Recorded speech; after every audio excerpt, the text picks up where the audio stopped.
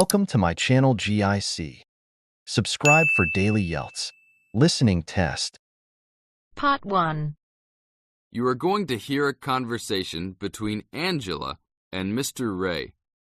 Angela is applying to join the library. Listen to the conversation and complete the form below. First, you have some time to look at questions 1 to 5.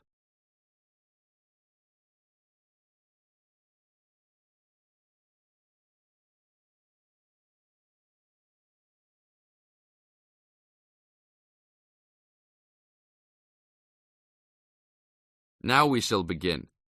You should answer the questions as you listen, because you will never hear the recording a second time. Hello, how can I join the library? Well, you need to make an application. Would you like to do it now? Yes, if I can. One moment and I'll get the form. Now, I just need to ask you a few questions before you sign at the bottom. Okay. Your full name, please. Angela Mary Price. Price? Yes, that's right. Okay. And your address? Apartment 3, 86 Bridge Street, Pimlico. Bridge Street. That's just near here, isn't it? Yes, not very far. Good. So the postcode must be 2065, right? Yes, that's right. Now, your telephone number. I need both home and work if you have them. My home number is 8763-5142, and work is 8456-1307. Do you need anything else, like ID or something? Yes, your driver's license will do, if you have one. Right. It's easy to remember. I know it by heart. 4040AC. I'm afraid I'll also need to see it. Okay, here it is. Thanks. And your date of birth, please? 24 March 1981. Okay, thanks. That's the most important part completed. But if you don't mind, I'd also like to ask you a few questions for a survey we're conducting. Yes, that's okay. Now you have some time to read questions 6 to 10.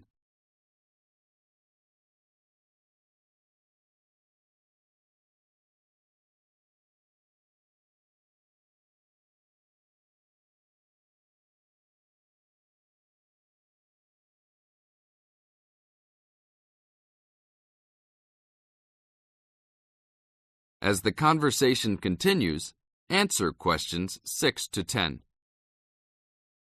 What kind of books do you like to read? Here's a list to look at. Oh, it varies from time to time, but I always like to relax and learn about other countries I might visit one day.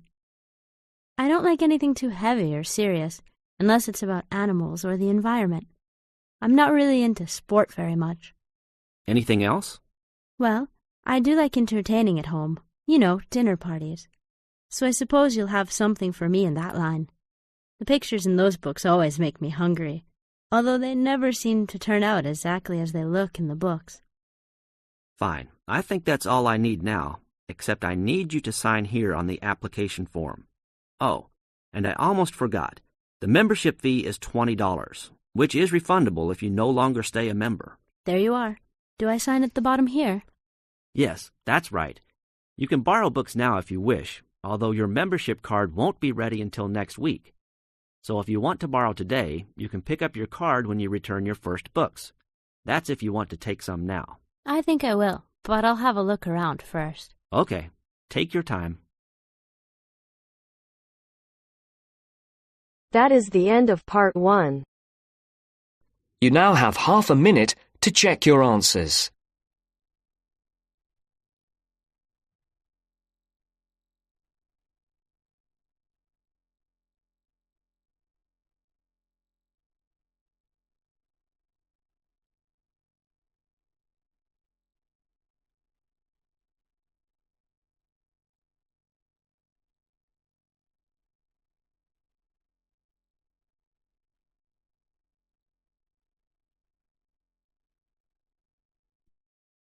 Now turns to Part 2. Part 2. You are going to listen to a radio program on sleep deprivation. First, you have some time to look at questions 11 to 15.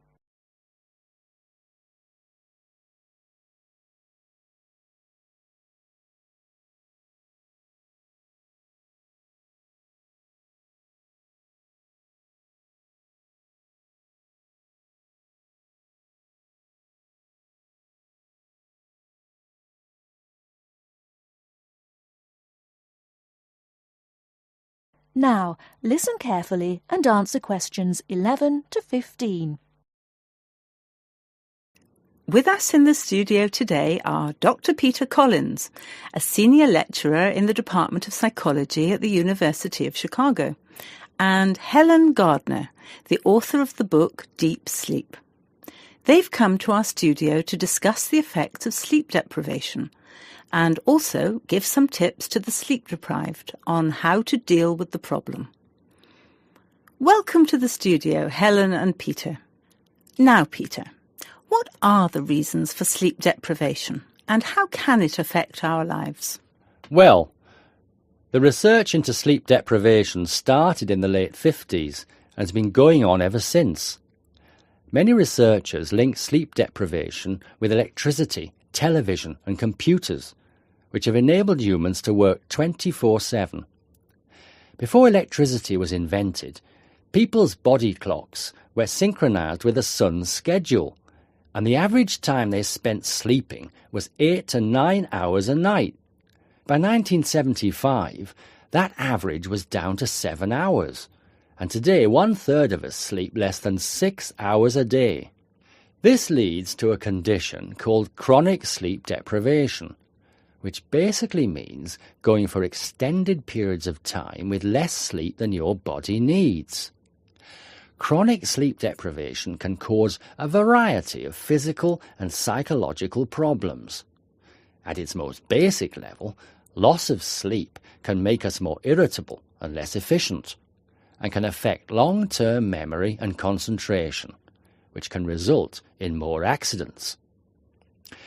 According to the latest research into sleep deprivation is the main reason for 3% of plane crashes, 10% of domestic accidents, 20% of accidents at work, and 45% of all traffic accidents.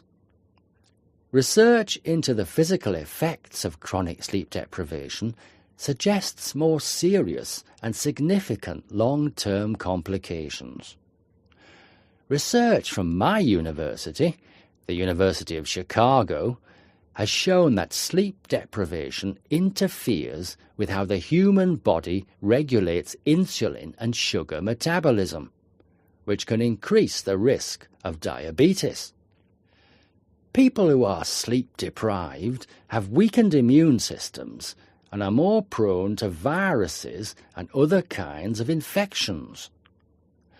People who don't get enough sleep have cognitive problems or difficulties processing and assimilating new information. Lack of sleep affects long-term memory and slows down such abilities as judgment and reaction times. Some researchers link sleep deprivation with obesity, indicating that sleep disorders and eating disorders are often linked. Before you hear the rest of the talk, you have some time to look at questions 16 to 20.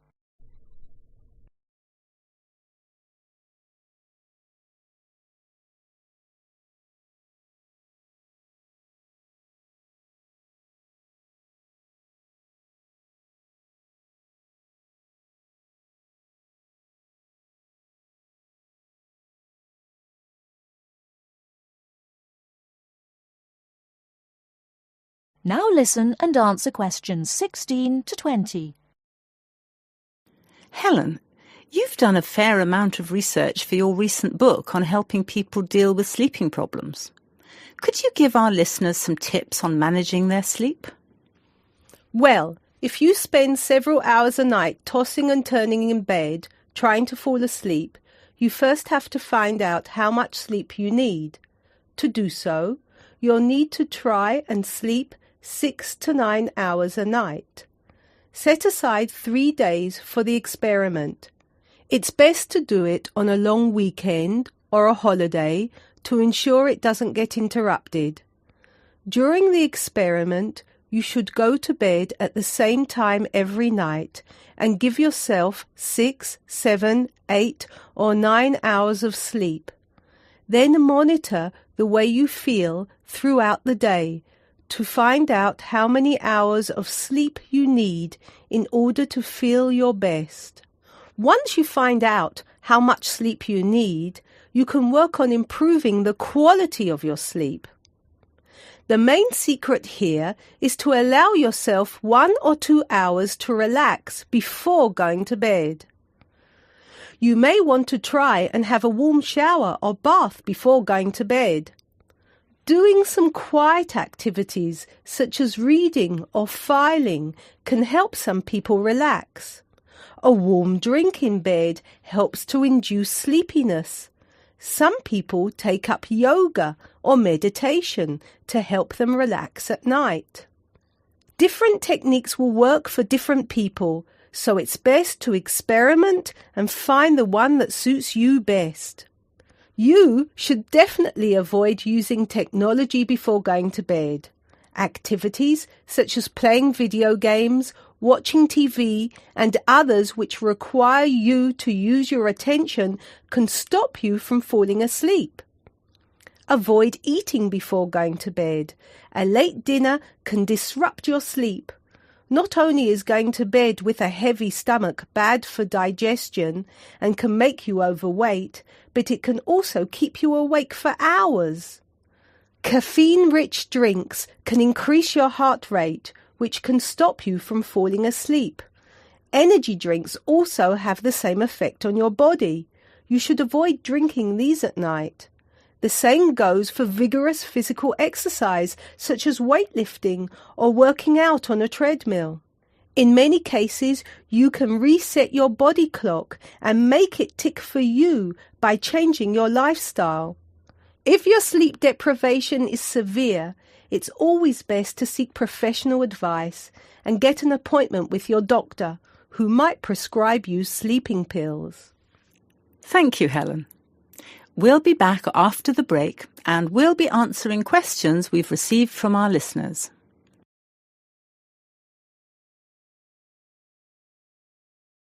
That is the end of part 2. You now have half a minute to check your answers.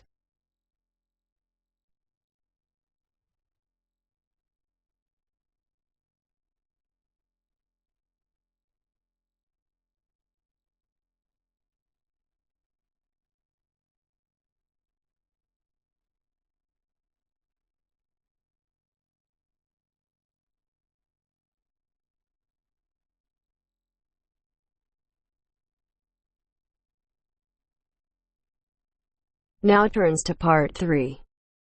Part 3. You will hear 2 geography students, Jack and Katie, talking about a field trip to Kenya in Africa. First, you have some time to look at questions 21 to 24.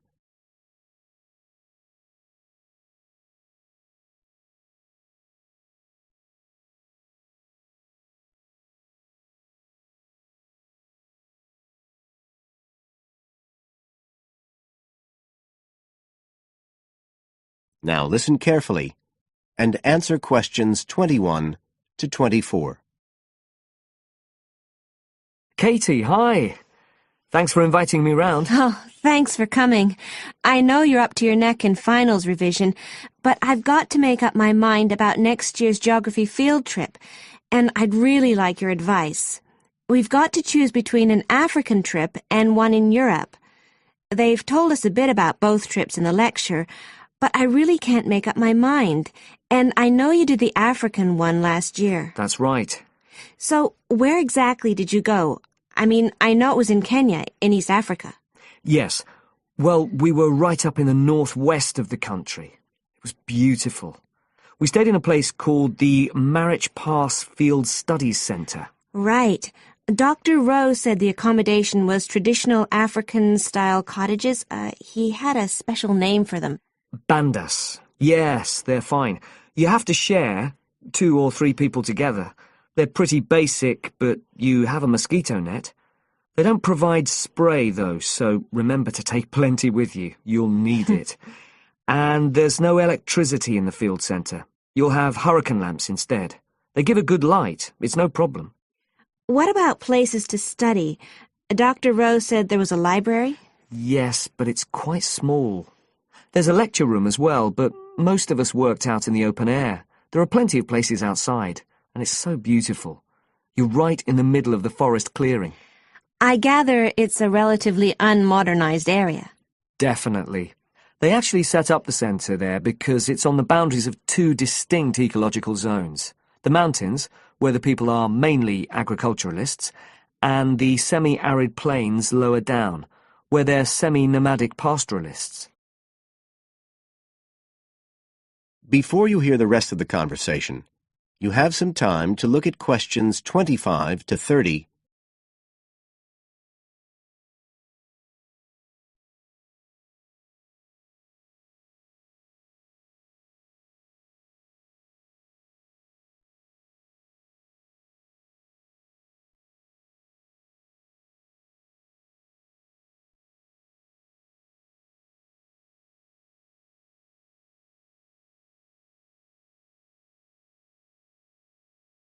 Now listen and answer questions 25 to 30.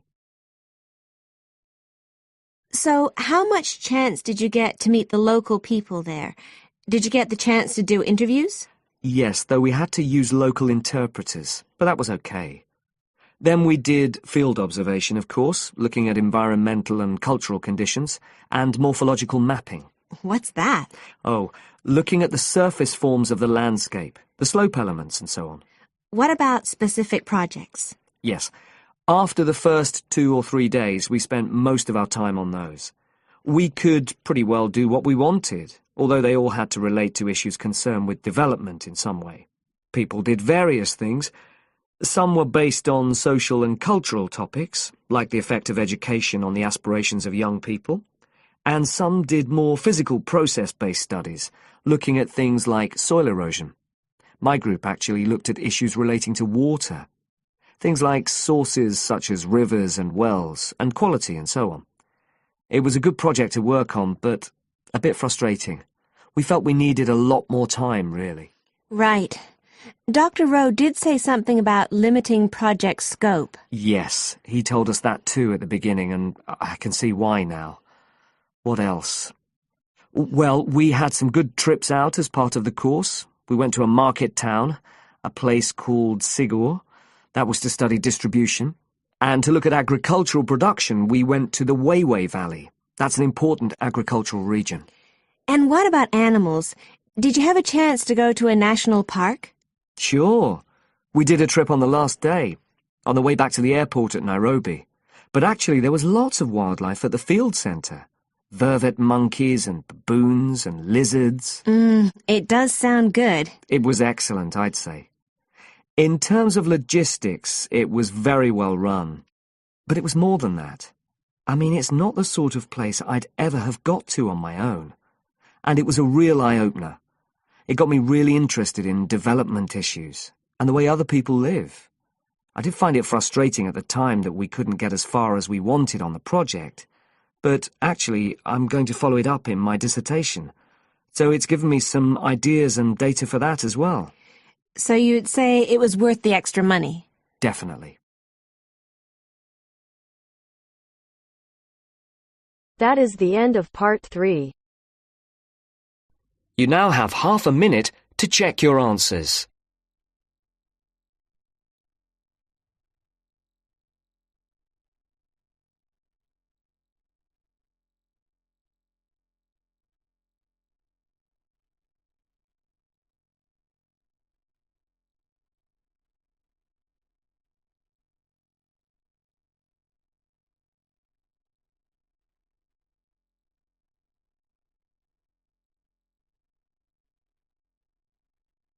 Now turns to part 4. Part 4. You will hear a lecturer talking about food preservation. First, you have some time to look at questions 31 to 37.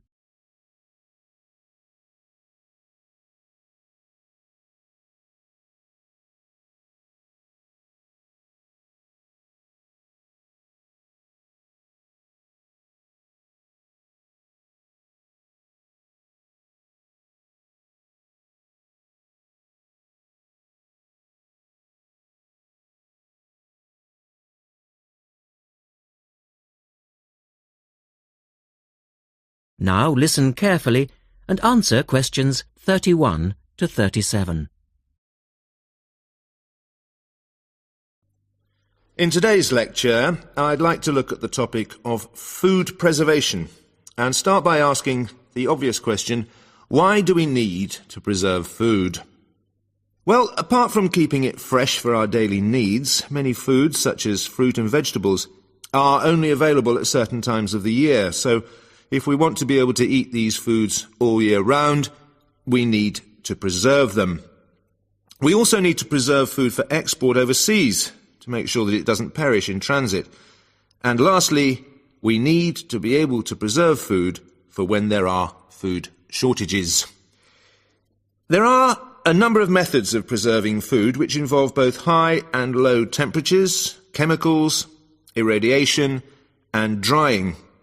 Let's have a look at these in turn. In the 1870s, the French scientist Louis Pasteur showed that microorganisms in food could be destroyed by raising the temperature of the food, a process now known as pasteurization. This involves heating milk to just 65 degrees Celsius for 30 minutes. A new method, the ultra-high temperature, or UHT process, involves heating milk to 150 degrees Celsius for 3 seconds. The advantage of treating milk in this way is that it lasts much longer, though I tend to feel, and I'm sure many of you would agree, that taste is somewhat sacrificed in the UHT process. Tin cans were first used in the early 1800s to store and preserve food. Just as they are now, the cans were tin-plated steel containers, and the process had the advantage of being cost-effective. Unfortunately, however, there were many early cases of food poisoning because the canning process was not fully understood at that stage. We now know the exact temperature and length of time each food needs for proper preservation, which has greatly reduced the risk of food poisoning. People living in cold climates often preserve food by burying it in the snow, and the Romans knew all about the advantages of packing food in ice. But for most people, this was not an option until the invention of the refrigerator in 1834. Today, however, refrigeration is the most important means of preserving food because the food stays fresh without needing to be treated.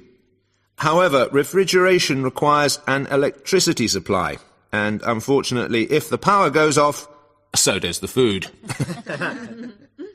A variety of chemicals can be added to food, and you'll find their names listed on the labels of cans and bottles. Salt is probably the oldest of all the chemical preservatives and was used by many ancient civilizations for many years. Sugar also acts as a preservative and is used to preserve jams in much the same way that vinegar is used to pickle foods. Chemical preservatives are effective, but they do not suit all foods, and the processes involved are time-consuming. Another method of preserving food is by drying it. Most foods are 75% to 90% water, so if you remove the water, the microorganisms simply can't survive. When food is dried, it not only lasts a long time, but it also becomes much lighter, which is a big advantage, as this makes it cheap to store. Though some people argue that valuable nutrients are lost in the process. In the second part, the speaker describes the process of drying food. Look at questions 38 to 40.